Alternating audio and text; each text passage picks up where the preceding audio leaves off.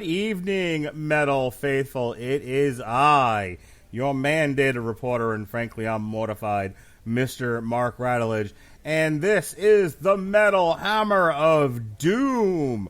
We are back. We took about a month, maybe even two, I don't remember anymore, off. I think the last time we all got together to record something was Buck Cherry because we love the cocaine. And then I went away, and other stuff was happening, and then it was dark out, and there were wolves after us. Either way, we took the month of August off, but it's September now, and the leaves are changing, the weather's changing, the world's changing, and we're right there with it on the Metal Hammer of Doom. We're back, and we'll be bringing new metal album reviews to you almost every week from here to the end of the year. And I made a rhyme, and it wasn't time. But let me tell you, I'm not alone saying stupid shit.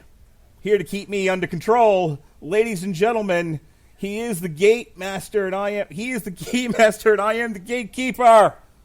It's Jesse Starcher. How do you do? Who you gonna call, Jesse? Intros are awkward, aren't they? It's like really tough to get through some. I would like credit for getting through most of. I would like to have credit for getting through most of that without stumbling over myself, considering that was all off the cuff. Oh man, sometimes I hate doing intros on my own podcast, and I'm just like, I'm glad I edit this shit later because I can take it all out if I want to.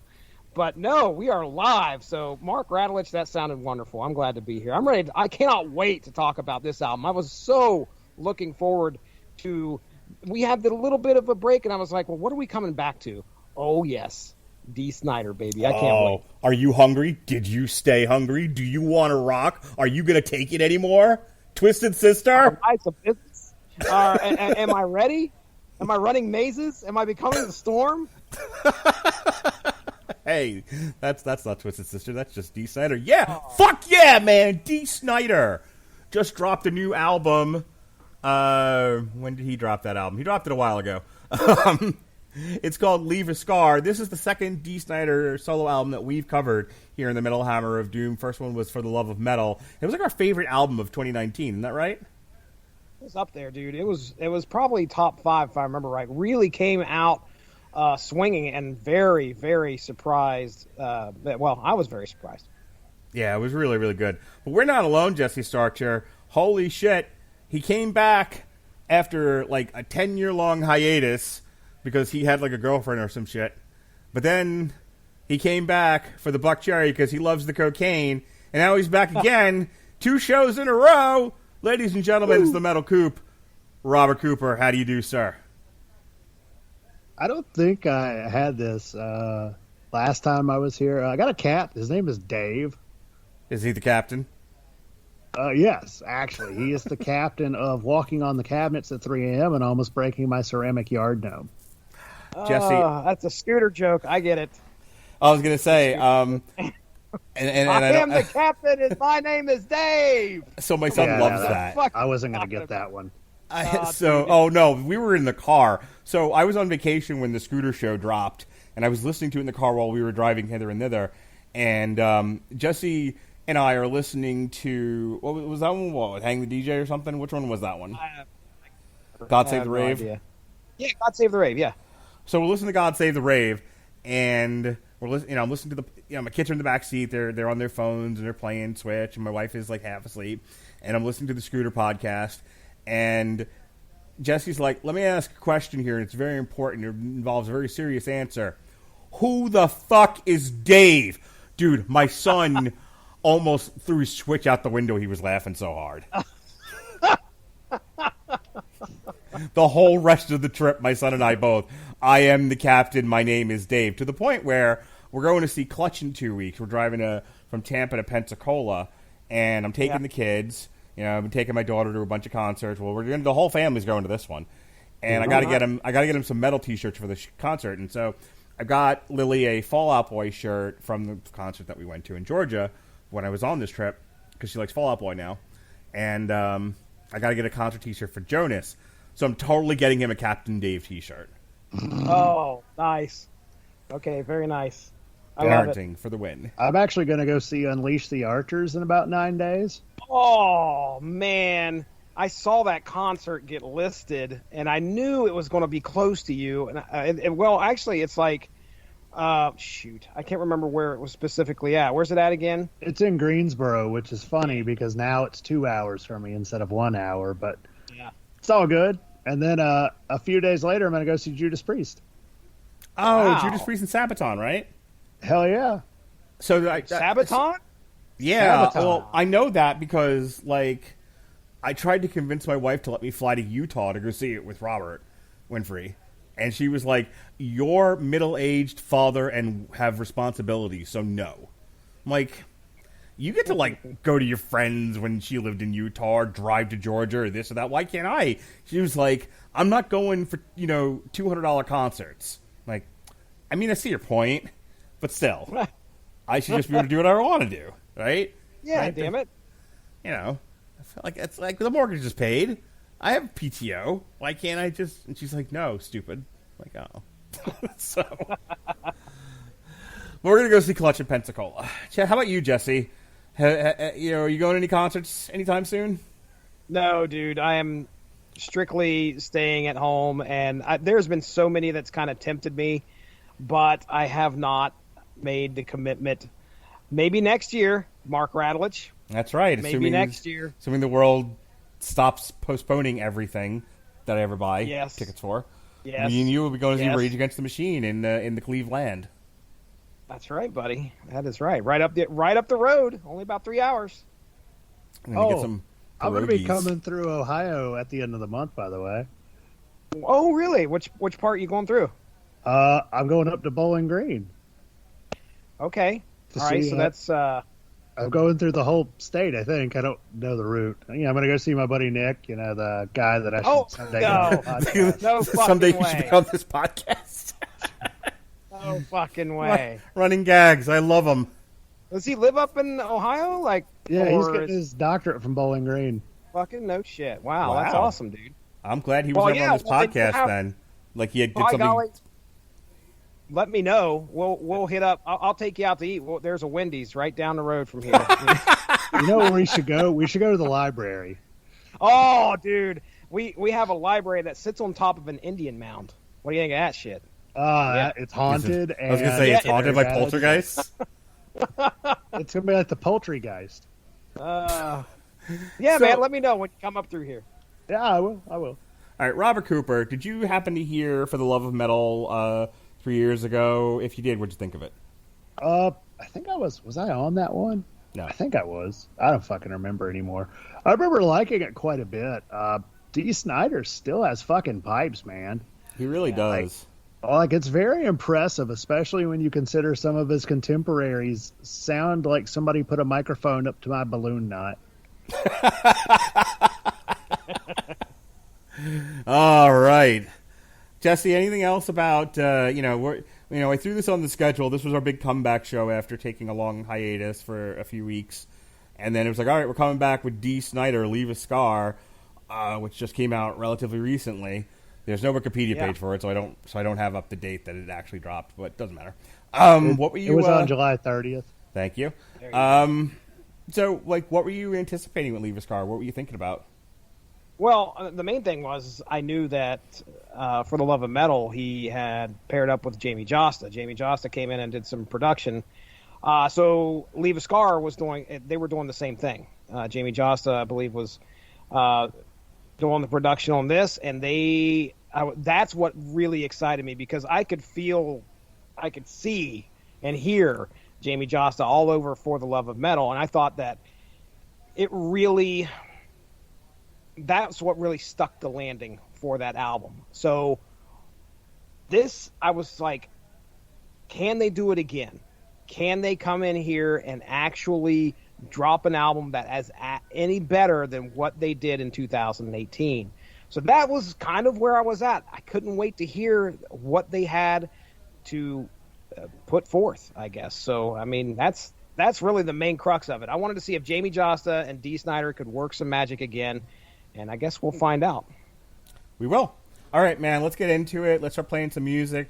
If you've never heard us before, if you're just tuning into the podcast for the first time and what are these like rambling motherfuckers talking about, we play 3 songs at a time, because of the way things are. We can only play a portion of each song, so we do 3 songs at a time, and then we only play a portion of them, about a minute or so each time. So here we go. It's I Gotta Rock again, All or Nothing, or Down But Never Out.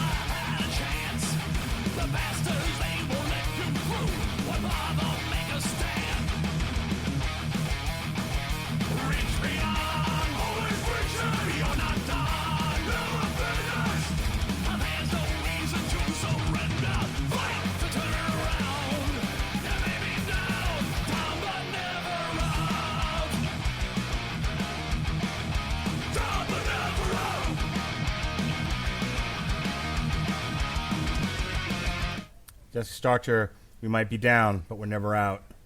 Down, down, down, but never out. I can tell you that I am still impressed. I mean, we opened up this album with I Gotta Rock Again, and it's just like, okay, putting the pedal right to the floor. We're opening up, and it is in your face, and it is very aggressive.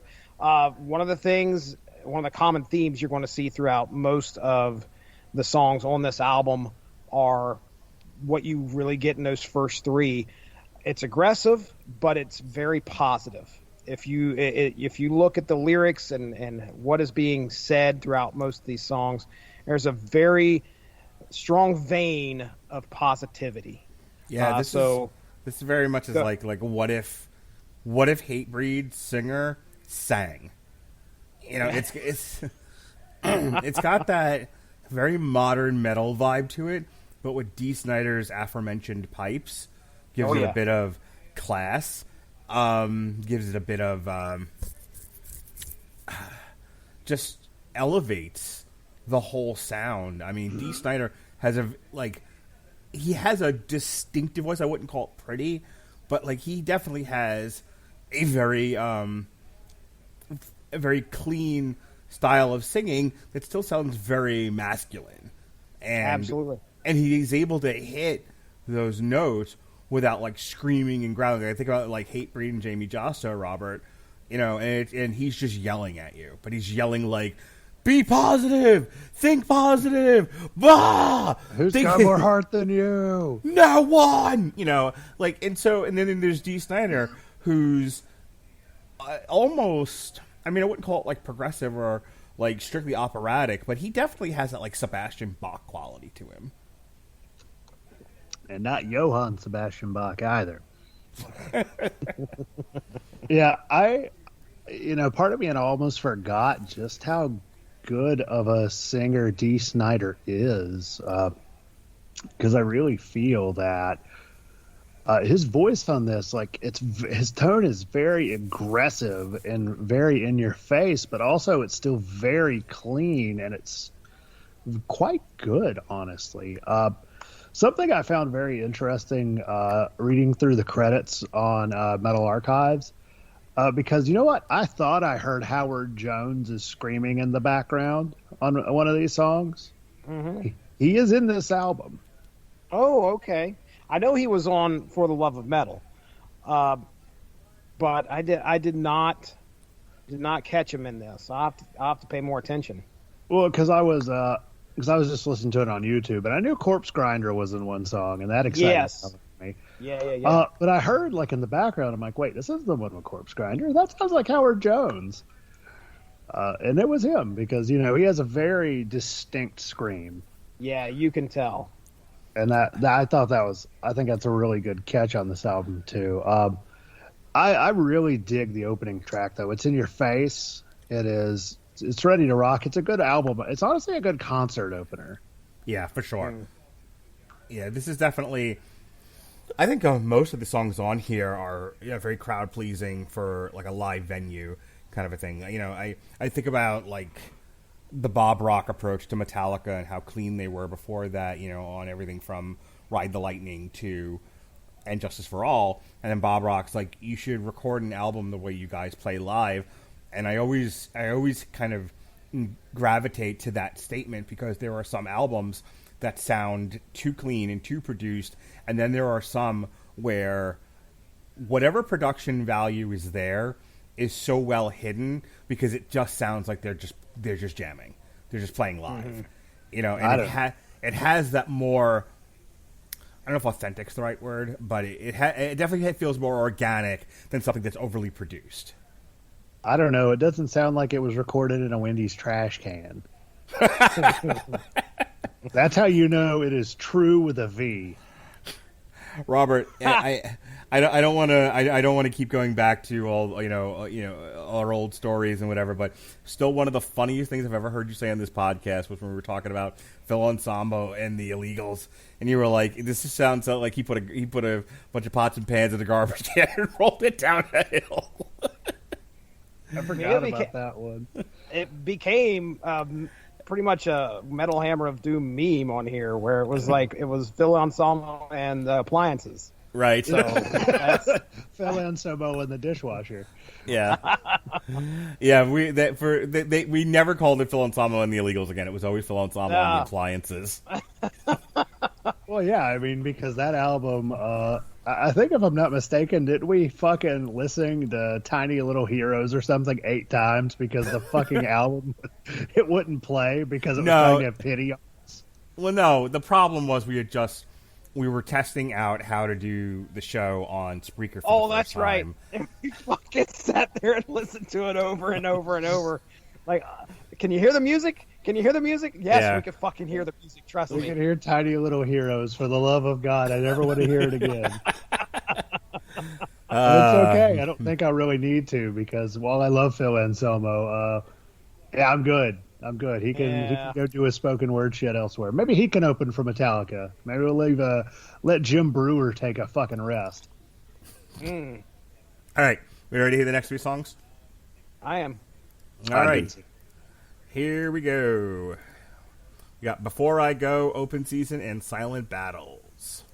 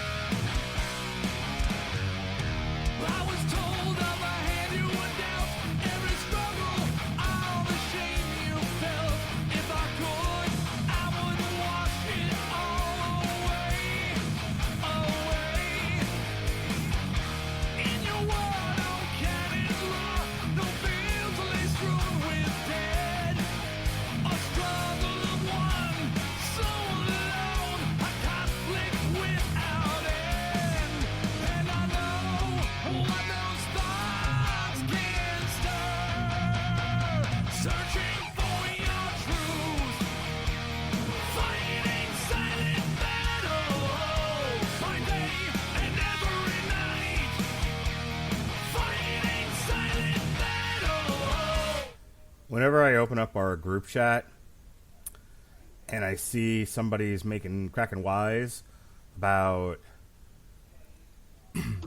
being on the schedule that they asked to be on, but acting like I drafted them into the army, or they may comment about being paid on the thing they volunteered for. Yeah. Shit like that. You know what I say, Jesse? Tell me. Hey, motherfucker. Are you kidding me? Are you kidding me? You better get ready.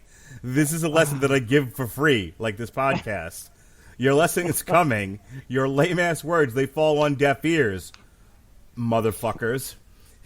Just take it. You want it. You asked for it. You signed up for it.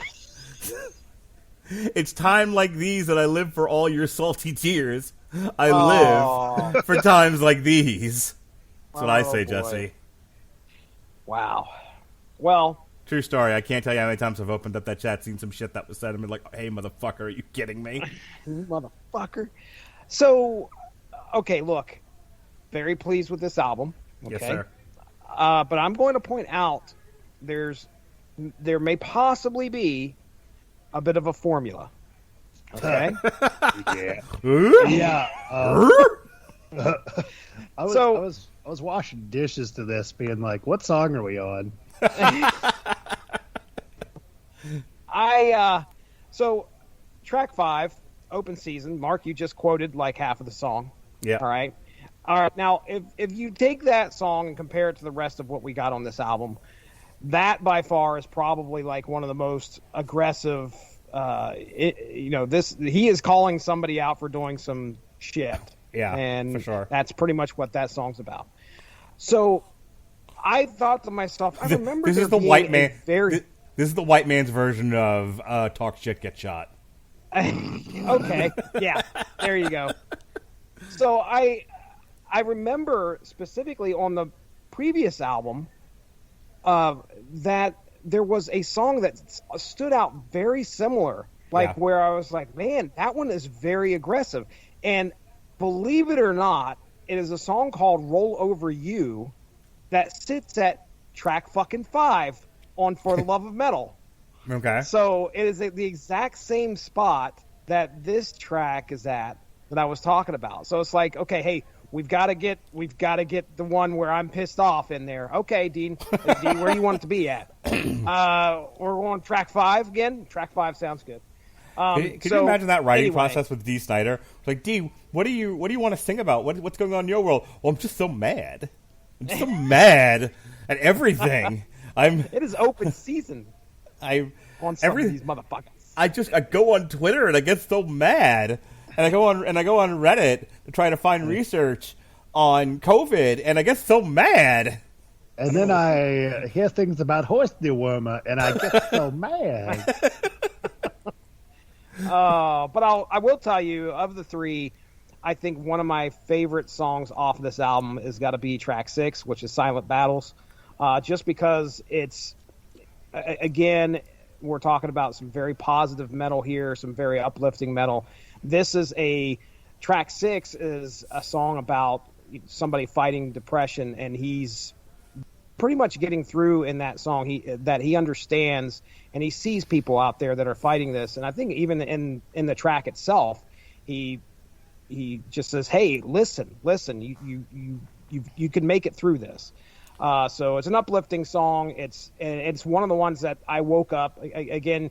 Every once in a while, you get an album where the earworm gets stuck in your head, and you wake up in the morning and it's there, and you've got to listen to the track at some point to try and get it out of there. And Silent Battles was one of them. So can we talk about that for a second? I really enjoyed that one. Absolutely. Can we talk about that for a second? Just the whole idea of men in depression, because it's funny.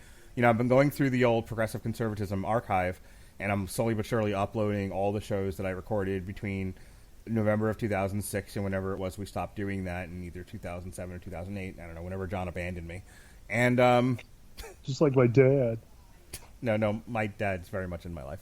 I don't know. Who else is going to point out that Mark can't do math or the metric system? Right. Beat me because I don't know how to convert. Anyway, I didn't go there, damn it. Anywho, but the last show that I put up, actually, I did a whole segment before the way the show works. I have kind of like an opening monologue, and then I have segment 1 is just me talking about what I'm passionate about, and then John comes on, and then we do the rest of the show is us together. We usually do like the middle section is like always the main part of the show, and it's usually something having to do with politics.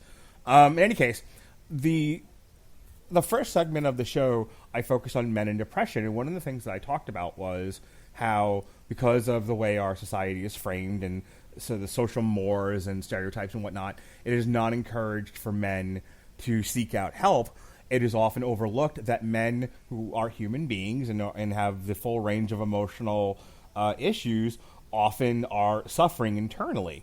But, boys don't cry, boys don't talk. Men are not the most communicative people out there, and so whether they don't have the language for it or they don't have the desire, or they don't feel safe talking to people about how they're feeling, they tend to suffer depression in silence. And I talked about that, and then I talked about, I think we should normalize depression in men because we all go through it and we all need help with it, and it's a solvable problem if we'd only confront it. And it's funny because I'm on TikTok now. I've been on TikTok for a few months trying to find an audience for these stupid shows. And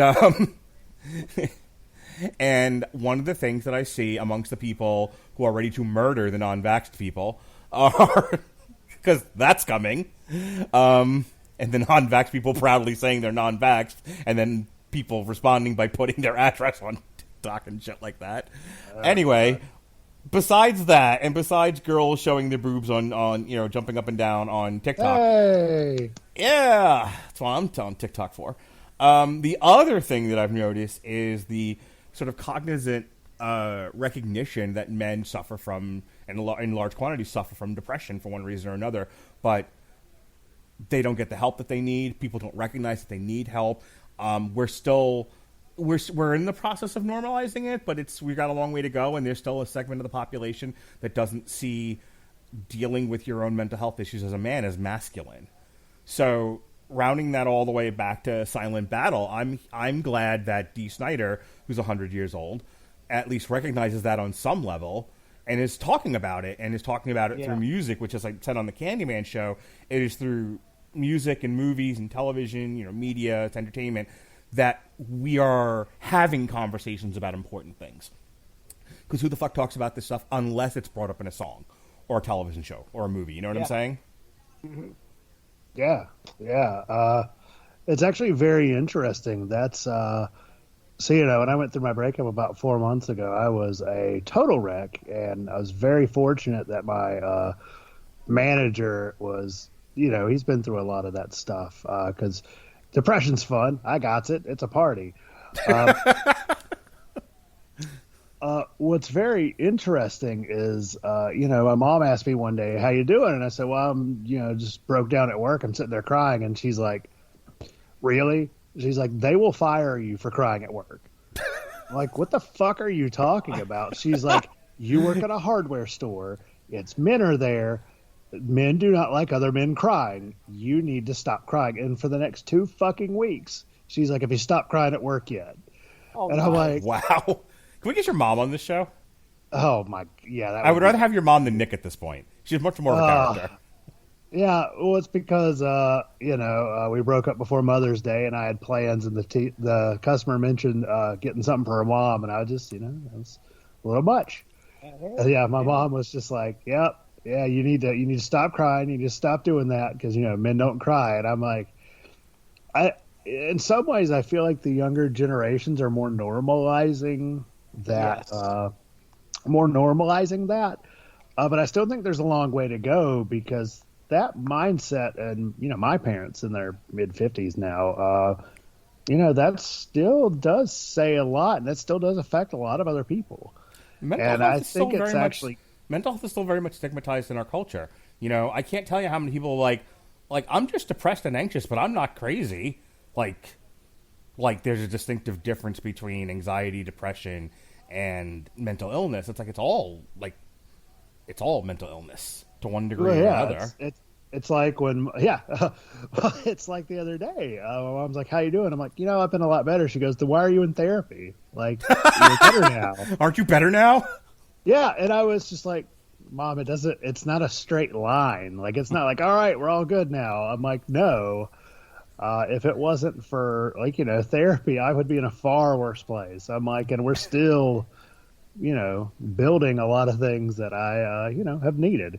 It's just very funny because I know my mom. It's kind of like when I was telling my best friend about, I had a coworker that quit because of the new mask mandate at work. Okay. And said, "Well, I'm calling my lawyer." And he's like, "I can't believe that." I said, he goes, "Sometimes I'm really concerned with the people that are at your work that you're surrounded by." And I'm like, "Well," I said, "let me put it like this. If one person in a small area is thinking this, there's probably 100,000 people that also do." Right. Yep. Same thing with my mom and, just her stigmatization of mental health. There's so many people that think, And before I started therapy, I thought therapy was only crazy people did that. You only do that if something's wrong with you. No, like it's good to have a professional to talk to. Yeah, the whole point of talk therapy and everything is like it's always a range, It's always it's I guess scale, and sure, at the high end of it are your people who are persistently mentally ill and they need to take medication. Not a whole lot of talk therapy that's going to be helpful for them, but they do more more living skills kind of things, more occupational therapy, that sort of stuff. But on the low end are your average functional people that are just going through a hard time or are having difficulties navigating certain aspects of life, and they lack coping skills. They lack the ability to negotiate these things, and this is where it's just something as simple as talk therapy is really, really helpful, because it's a safe place for you to say the things you can't say to anybody else, and for someone to kind of reflect them back at you, and you kind of working through it and going, okay, well, now that I've said out loud what the problem is, someone has acknowledged it, I can now start to do things to avoid those problems. It's like, like Jesse, you and I are both married, and, our wives, your wife is perfect and your marriage is perfect. I understand that. You've told me that. Sure. Jeffrey, every time I've complained about Melissa, Jesse's like, no, Mindy's perfect. I have nothing to say. All right, great. I'm in this conversation by myself. But pretending for a moment that you've once in a while had a problem with Mindy, just sort of acknowledging what the issues are and going, okay, well, if I want to avoid those issues in the future, I need to behave this way or that way. Do you know what I'm saying? I do. Okay. I'm not talking... I don't sound crazy. I want to just kind of shift... This is a very fascinating conversation, but people like listening to this metal podcast, like, are they ever going to play music again? And they will, promise. But I think Silent Battle, just, you brought that up, Jesse, is a really poignant song. But I want to ask Robert, when we were listening to Before I Go, did you get just especially in the beginning, the very beginning of Before I Go, did you get kind of a Van Halen feeling from that? Yeah, I was thinking some Rat, maybe a little bit of Wasp is in there. Mm-hmm. I'm getting some some real 80s hair metal vibes in the way that they're kind of setting a lot of this up, which is fine. Honestly, it's good to have that sound in the zeitgeist every once in a while. I just think it's very interesting that even though this is Dee Snider doing his solo stuff, he still kind of has some of the musical roots that he broke through with still kind of shining through. Twisted Sister, I wanted to say this before. Jesse, I want to see what you think about this. Now that I'm done. Now that I'm done making fun of you for your perfect marriage. Welcome back, Jesse. Damn it, Mindy. Put it on a shirt. You miss me, Jesse? Have you missed this? Always, Mark. Always. Twisted Sister, because they get lumped in with the quote-unquote hair metal genre, and definitely because of their looks, where they look like, very ugly transvestite women. They're just awful looking. It's so funny. I think Dee Snider talked about, like, on a VH1 thing. Like, say, hey, you look so much better without the makeup. And he's like, I fucking hope so.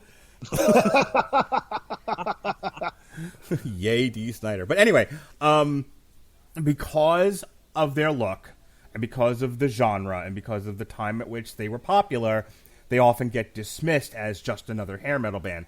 But I think we can all agree that if you go back and listen to the full breadth of Twisted Sister albums and really do a deep dive into their music, they were musically, like, technically one of the best bands of that era. Don't you think, Jesse? Well, to be honest, I never really dug into a lot of their discography. I mean, we know the hits. We covered some of their videos, but okay. Just say yes and tell me I'm right. No. Well, I mean, that goes without saying, Mark. You obviously have listened to them a lot more than I have, and I'm not going to argue with the man who's holding the podcast mic right now. So, but no, I have a friend of mine who swears by Twisted Sister, loved them to death, and they were a huge, they were one of his loves. So when he's talked about them, he's talked about some of the great songs that they've had that I've never heard of. Mm-hmm. But when you dig into some of their songs, yeah, just like you said, they must hold their own, or I wouldn't be hearing about them all the time. For sure. Hey, before we move on, I want to. I don't think Jamie Josta or Dee Snider or anyone else that worked on the compositions for these songs used Grammarly, but they could have. And they might have made a great song even better if they had. Don't you think, Jesse? Hey, I could tell you that Grammarly works wonders. Tell them about it, Mark. I will.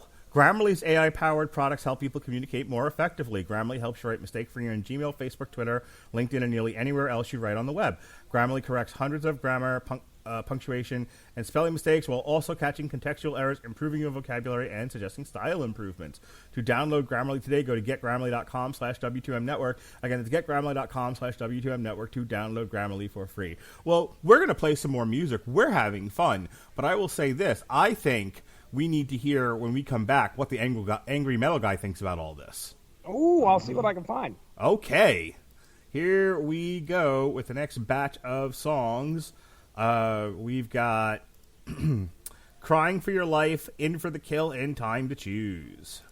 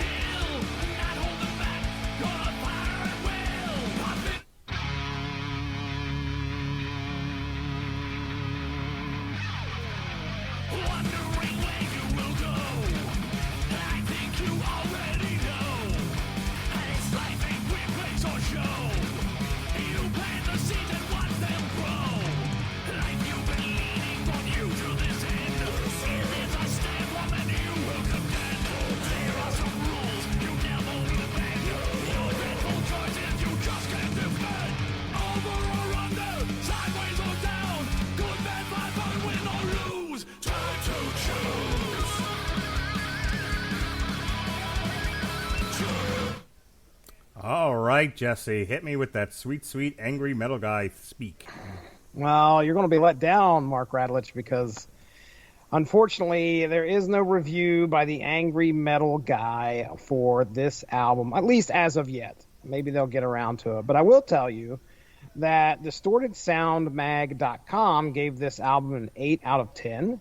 And I'll read their final quote. It says, Leave a Scar takes what For the Love of Metal created and amplifies it tenfold. Despite the few overly ambitious moments, this is Dee Snider's return to form. leave a scar as proof. The metal monolith's legacy is rock solid. And then I saw where Stormbringer.at. So, by the way, I run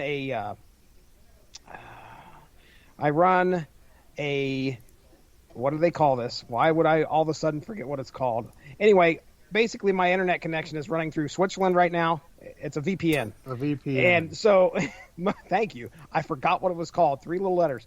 I run it through Switzerland, so a lot of these websites I'm bringing up are all in, they're in either Dutch or they're in German, but luckily there's a Google Translate. But anyway, Stormbringer.at says 4.5 out of 5, and I believe Blabbermouth gave this. Can we go back a second? So you have a VPN that's currently running through Switzerland, you said? As a matter of fact, yes. Do you often get like a lot of German stuff that you're not looking for? Like, do you go on the internet and you're like, let me Google blah blah yakety schmackety, and you just get German Scheiße videos sent to you, and you're like, how did this happen? I'm just wondering. When you go to YouTube, if you go to YouTube and you're not logged in, it looks very strange. It's very strange. I don't know what I'm looking at. Have no idea. How many YouTube videos are people getting shat upon? I just want to know. I don't think that's something that YouTube allows. At least as far as I understand, I haven't seen any. What about German YouTube though? You and I haven't talked in a month. You've gotten kinky. What's going on, Jesse? All I can think about now is the fucking German video that got made with like Homer Simpson and Peter drinking the gasoline. Oh my goodness!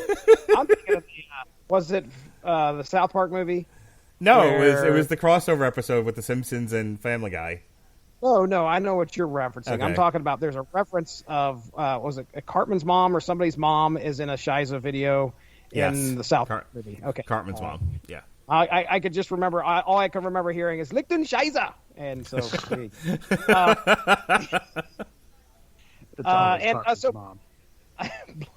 Blabbermouth.net gave it an 8.5 out of 10. So very strong reviews, I think, in my opinion, at least across the few websites that we're going through here, and very positive stuff. So it's good to see that. I don't think For the Love of Metal got very bad reviews either. So no, I know they mentioned that it was return to form. I mean, I honestly think that he's just keeping up the pace with what he had down from For the Love of Metal. So, but yeah, there you go. There's some internet reviews for you, Mark Radulich. Okay, we'll come back to your obsession with German porn in just a moment. How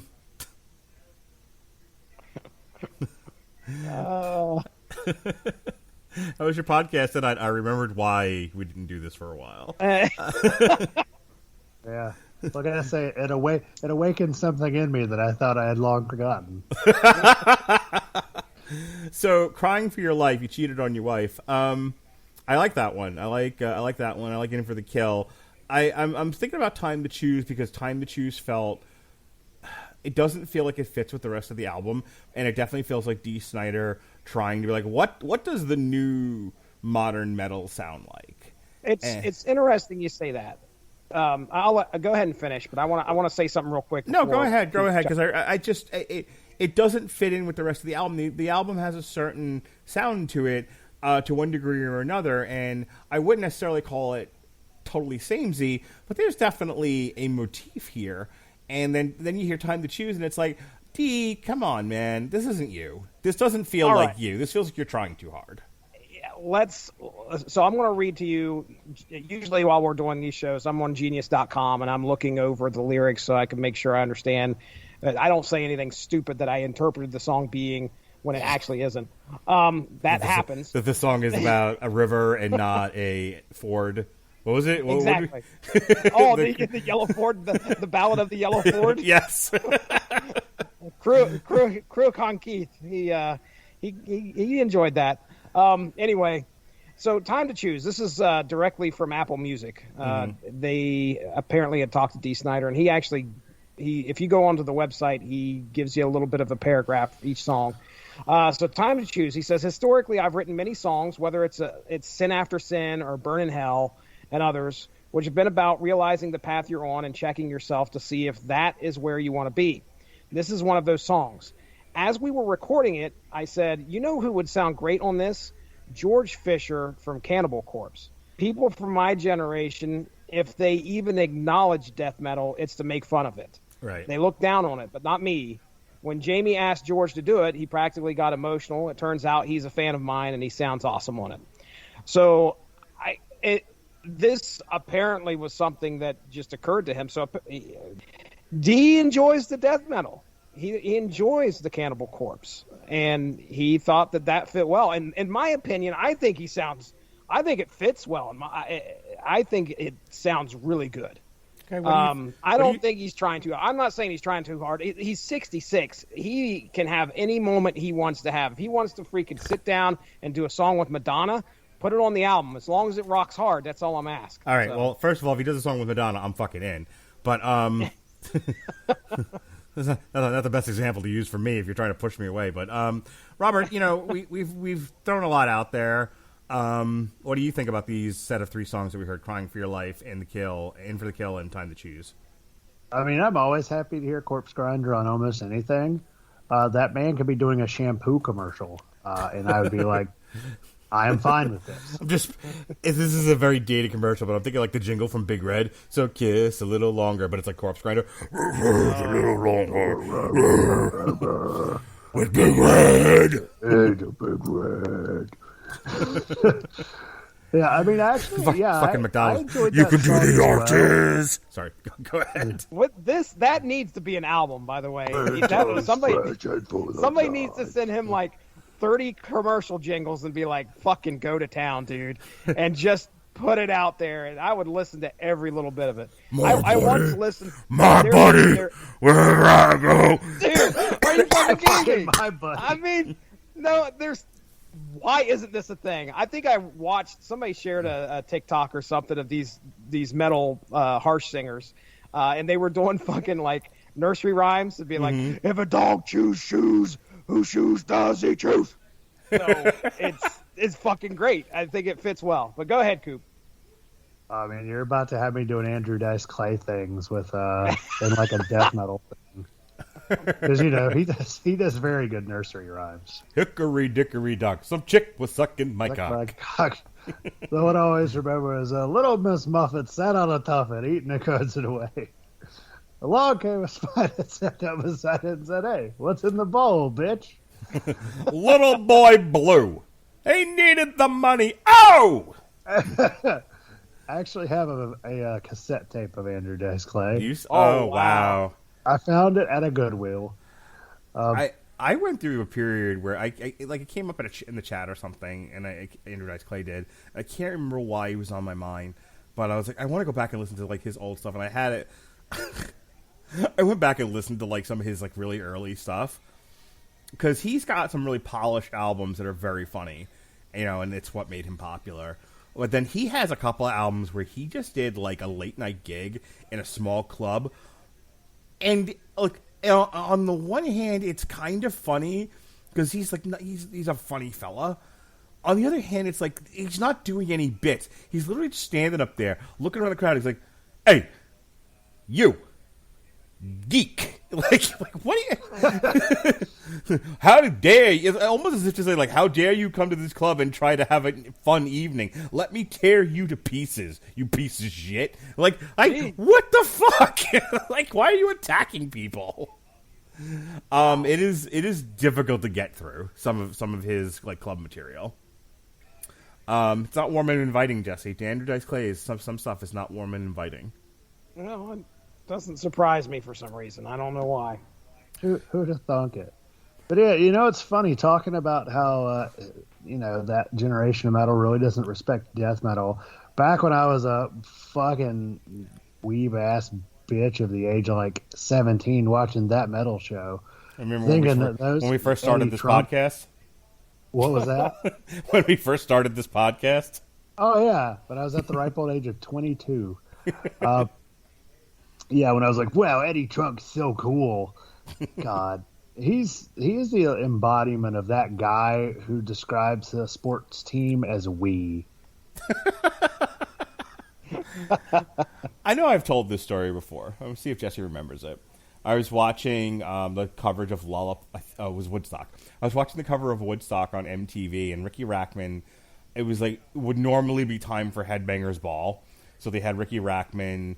You know, he was the VJ of that hour of coverage of Woodstock, and they obviously could not air Woodstock song, footage from Woodstock. They didn't have the rights to it, so they would just play. They would kind of check in with what was going on, but then they would play videos, and it was, that's why I was watching, because I was watching Headbangers Ball, and I remember Ricky Rackman was like, "Oh my god!" I think it was like Metallica was playing or something. Like, "Oh my god, Metallica's playing! This is the greatest thing ever! Here's a fucking Soundgarden video!" And I just wanted to throw some shit through the television. I was so mad. I was so mad. Like they played like Black Hole Sun for the 40 billionth time, and I'm like, fuck this place. Fucking hated Ricky Rackman for that reason. Well, what a douche. He apparently lives like a few minutes down the road from me. Is he really? Yeah, true story. Apparently he lives in Mooresville, is what I was told. All right, if you see him at the Piggly Willy, tell him I thought he was a douchebag in 1994. I will. Soon I will run into him and be like, "Yes, see, there's this man. His name is Mark Radulich, and he thinks that you are a giant bag of douches." And he's going to be like, "Get the fuck away from me." But yeah, so on that metal show, one thing that really did piss me off a lot was the utter disrespect to death metal and just absolute, just ignorance towards it. And that is, I do find it very refreshing for like a guy like Dee to be like, "You know what, man? Fuck it. I like death metal, and that's okay." Because I don't know if it's because it's just it's very much a different sound from what a lot of those guys are playing. Plus, I've been told that the chicks really dug 80s metal for some reason, which is just wild to me. Because when a girl's like, "I like it, I listen to everything," and I'm like, "Metal? Oh, but metal." Girls don't like metal anymore. It's just very disappointing. You don't spend enough time on TikTok then. Well, yeah, because I don't. If I wanted the Chinese to be tracking my phone, I would just use Facebook. Well, I will tell you, unless they're just doing it for clout and followers, and they're not being real, there are plenty of girls on TikTok that like metal. There's one in particular who she comes up in my feed all the fucking time. It's funny because apparently people are now like attacking her, thinking that she's just doing it for clout and followers, and she's like, "No, I really like metal. Like, this is what I'm into. This is my thing." They're like, "Bullshit." Is she single? Ouch. And does she like cats? You'll have to go on TikTok and find her. All right. Yeah, I'll join the lynch mob there, and then just be like, "Oh, hey, by the way, I think you're real. How do you feel about Magic the Gathering?" There's a lot of them too. Oh, what right. Bullshit! I kid you not. Oh God, that is okay. This is not fair. You're gonna make me join TikTok because I was like, "No way, women don't like any of the shit I'm into." Were you? I don't know how much you're using Twitter these days, but I posted on Twitter something that my son said that I thought was funny, and we'll move on to the next 3 songs after this. But apparently, he told my wife, he was like, "I would never date a girly girl." He's fucking 7, by the way, but I would never date a girly girl because they would complain about everything cool that you want to do, and then they would just want to go shopping, and that all seems awful. And I'm like, the fucking level of insight in this 7-year-old is mesmerizing. No kidding. Keep that outlook, son. Yeah. I'm just going to put this PSA out there. If you are an adult who saw that tweet by a 7-year-old and decided to interact with it in a negative way, you're the problem. Just gonna put that out there.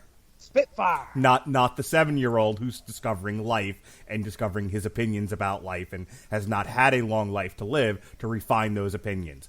You're the problem for hating on a 7-year-old. Rather than someone whose life is actually just living vicariously through the hatred of others. I'm not talking about anyone specific. I'm just saying. May they ingest a phallus. Are you having fun, Jesse? I am, absolutely. 100%. All right. You ready to do the last 3 songs so we can get this done? I'm ready, man. Ready when you are. All righty. Here we go. She, S-H-E, The Reckoning, and Stand in the Place Where You Work.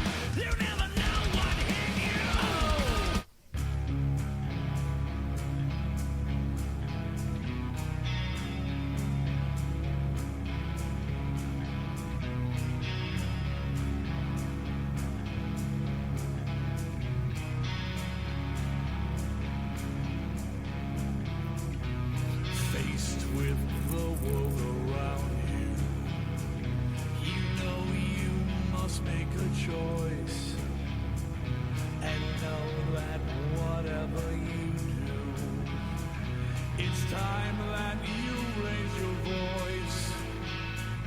There's not a moment to spare. Show the more you dare.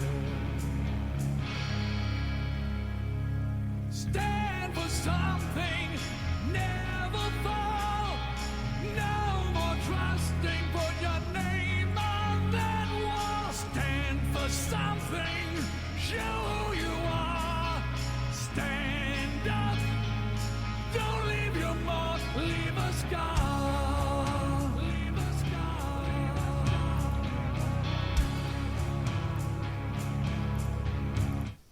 All right, this album review has been brought to you by AmazonMusic.com.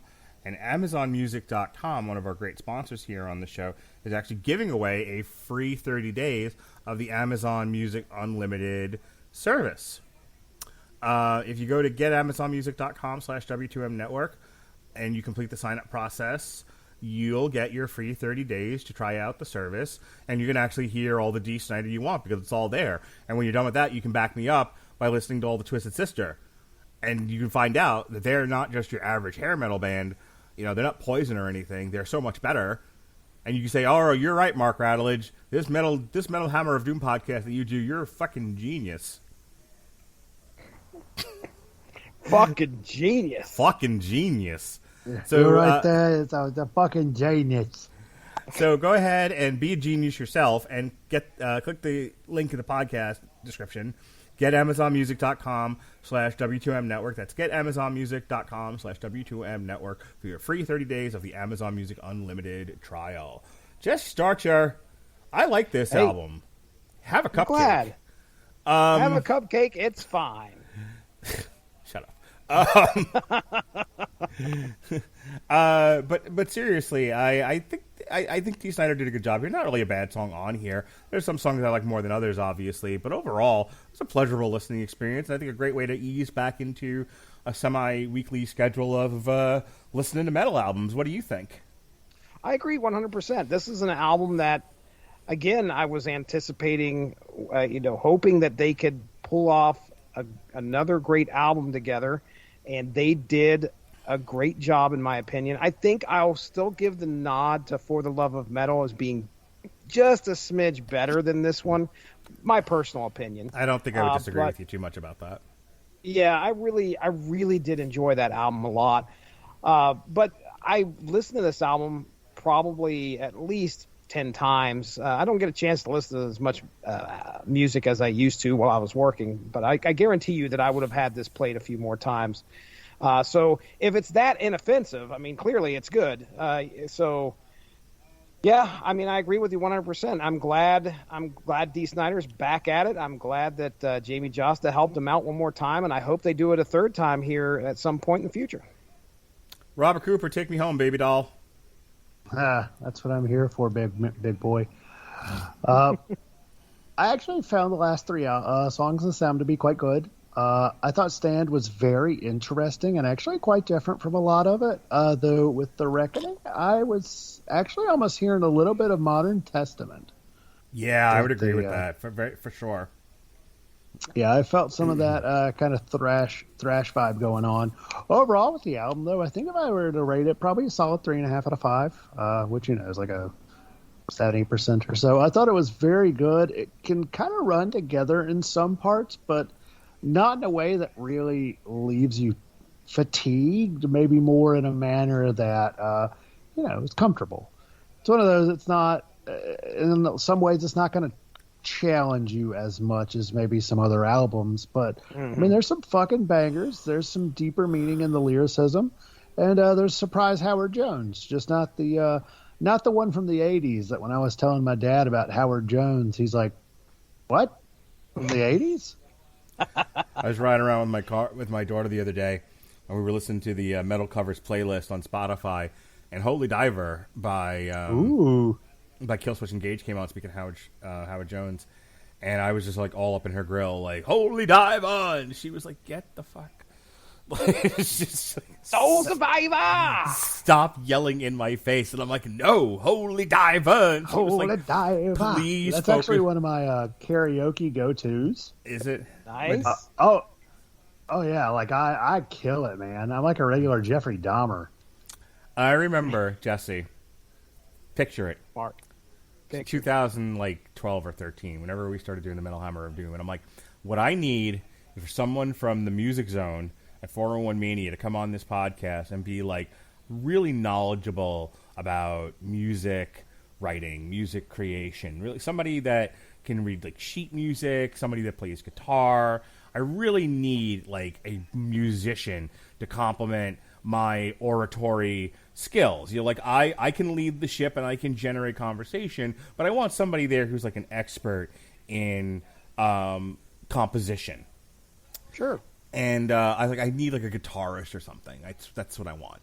And I put it out there like, hey, who wants to do a music review podcast? At the time, we weren't going to just focus on metal. I remember that now because because we just started putting up the old shows here on W2M, and we actually talked about that very early on. That the idea was to do whatever the new popular album was, and talk about it as a group from 401mania.com's Music Zone, and nobody wanted to do it. Nobody. Everybody wants a podcast now. Everyone wants to podcast and YouTube and all of that. Back in 2012, nobody wanted a podcast. I was all alone. And but Robert Cooper was like, I'll podcast with you. Can we do more metal? And I said, well, I like metal, so we can do more metal. And I said, great. What do you do? Are you a musician? He said, yeah. And I'm like, awesome. You're exactly what I'm looking for. Hey, welcome to the welcome to the 401 Music Zone podcast. Here's musician Robert Cooper. What instrument do you play? I'm a singer. Fuck me running. Ugh, another one of me. Got it. Okay. Yeah, what dribbling bullshit do you want to say, Robert Cooper? No, Hey, I actually can read music, and I can play a trumpet as well as a tuba, but, like, it's not as cool to say that. Like, what do? I play the trumpet. Well, boy, howdy, here comes the fucking Fish podcast. Welcome to Smooth Jazz, brought to you by 411's Music Zone. It's dead. Yeah, does 401 even still have a Music Zone? They do. David Hayter writes for it like once a month, and that's about it. I've thought about bringing some shit back, but then I'm like, oh yeah, that's effort. What's that? I've heard that basically the only thing that really is active on 401 is the wrestling area. Like everything else is just dying on the vine. Now the the movies kind of sorta is active. The MMA zone's dead as shit. Mm-hmm. The game zone has like two columns at this point. But yeah, it's just back to being 411 wrestling. Sweet. Well, All it's right. good. Oh, you gotta have some reason for people to go to the website. Well, this is the Metal Hammer of Doom, and it has been for many, many years now. It is not the 411 Music Zone podcast for very long. And we will be back next week. And Jesse, oh my God, are you ready? Are you ready? 666, the number of the beast, the trooper. Oh boy, am I in for an education on that show. That is okay. Right now, I might as well tell everybody this will be the first Iron Maiden album that I've listened to all the way through. Are you shitting What me? the fuck? What Yeah. the fuck, Jesse Starcher? Yeah, well, there's How those you gonna come bands on that a- you just How are you going to come on a metal podcast and never having listened to an Iron Maiden? I am play the trumpet.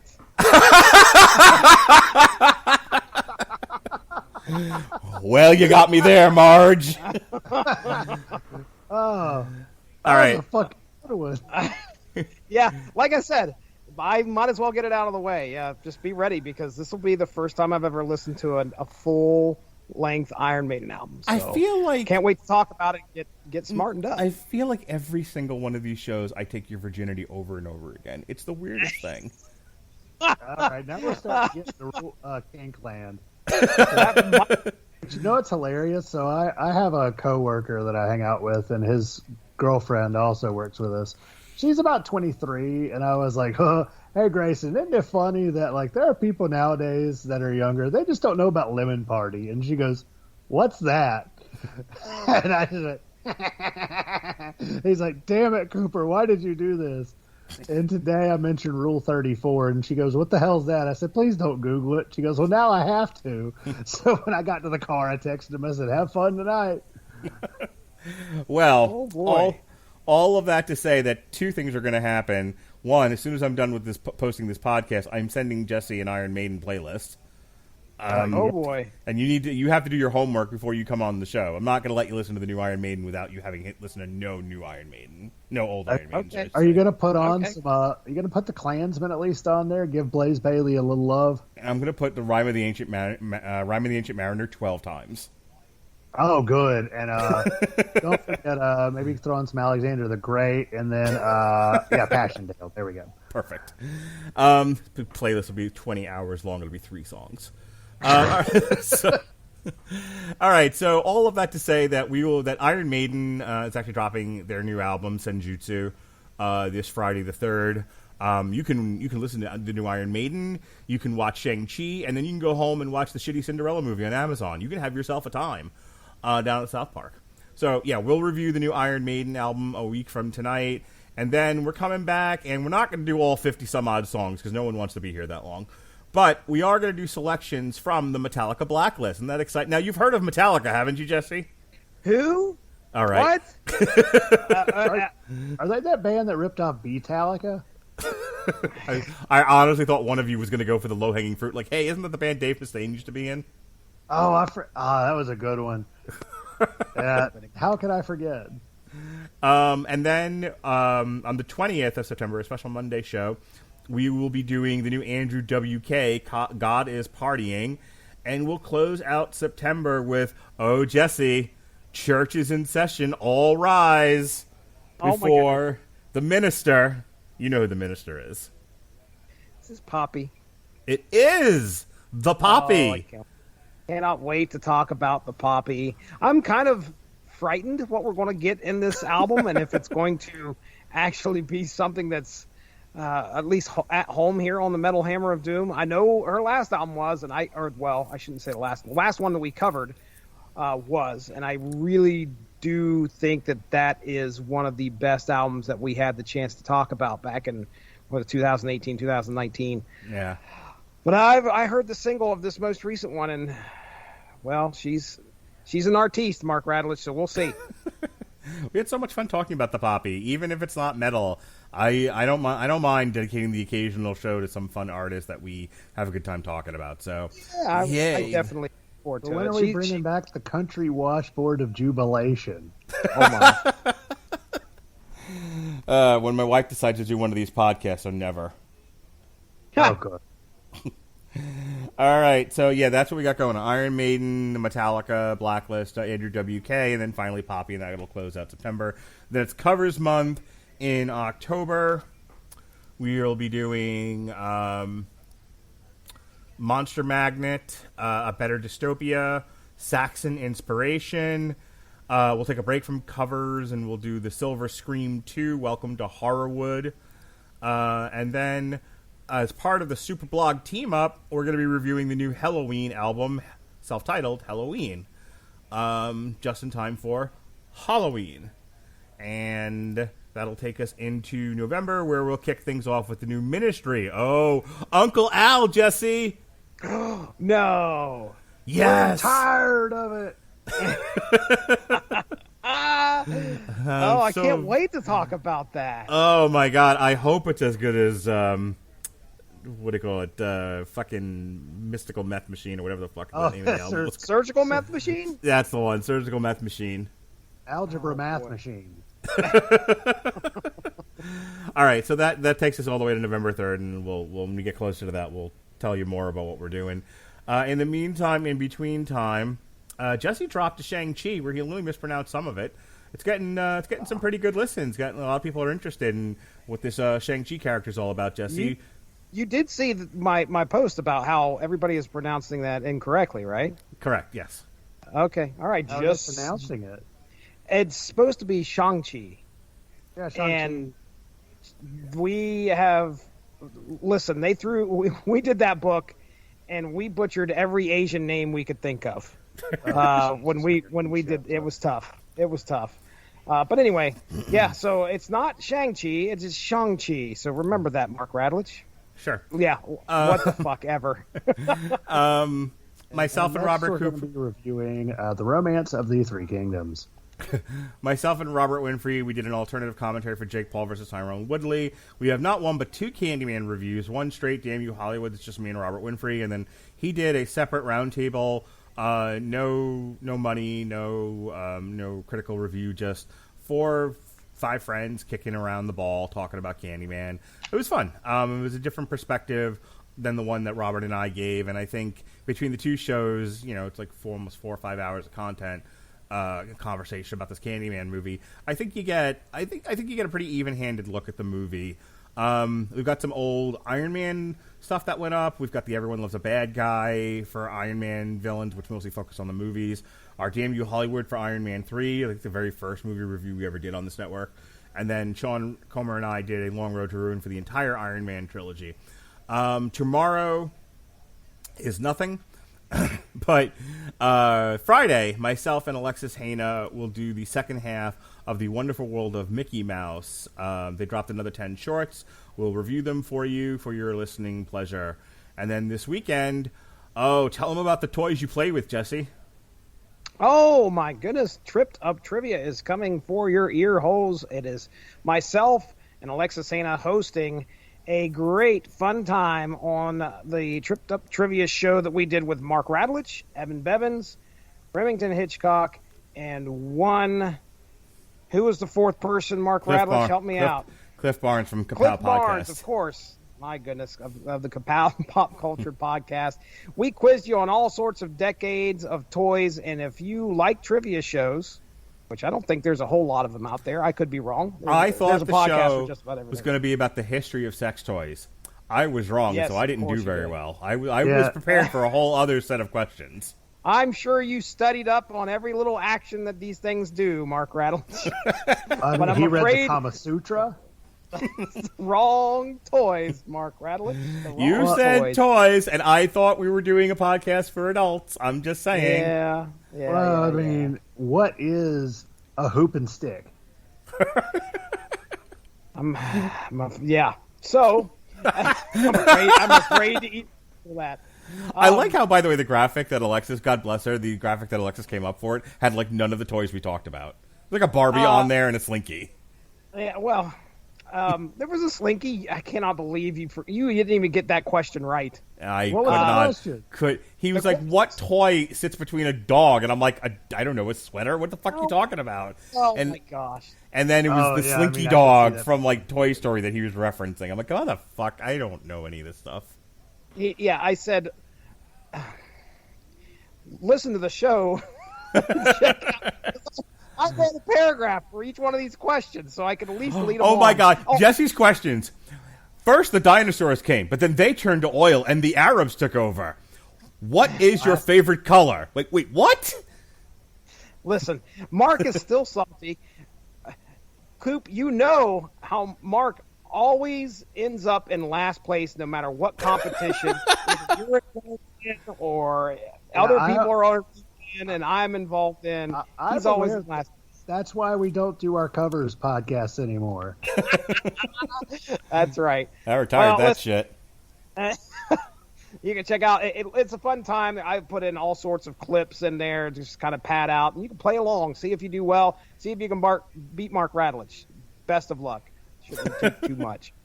But no, we had a good time. We had a real good time actually. So I hope that comes across in the podcast. This is about our fourth Tripped Up Trivia. We haven't landed on one for September. Alexis and I have been talking about maybe coming up with a replacement one. It was originally going to be NFL Trivia, hosted by Jason Teasley, and unfortunately that kind of fell through. So we will be looking for a possible other show here before the end of the month. So keep an eye out. If you like trivia, check out Tripped Up Trivia. Should be airing this coming Saturday. Ooh, you should do one on pumpkin spice. A whole trivia on pumpkin spice. Yes, we just find what the fuck they can turn into pumpkin spice next. Be awesome. I'd listen. Like pumpkin spice sex toys. Yeah. Well, Now we're talking. Now it's my language. Speaking of my language, Robert Cooper, what do you do these days besides randomly show up on my podcast like Snoop Dogg? More or less, except I have slightly more hair. Because he's starting to bald, but he's still not Coolio bald. That's sad, man. That was sad. Really nothing else. My friend Hannah Woodcock still has her Remind Me Why I'm Sober podcast. We were supposed to release an episode with me on it, but we just fucking, like, goofed off the whole time, and she's like, we'll just re-record it later. We still haven't re-recorded it. Fucking whatever. Yeah, so what do I do besides that? I don't know. I got a lot of days free, so if anybody ever needs somebody to fill in, maybe I'll do as I did in my younger days and have 18 podcasts a week. Yeah, man, you should bring back the Sentai Writer Happy Go Fun Time podcast. I will, if only I talk to those guys.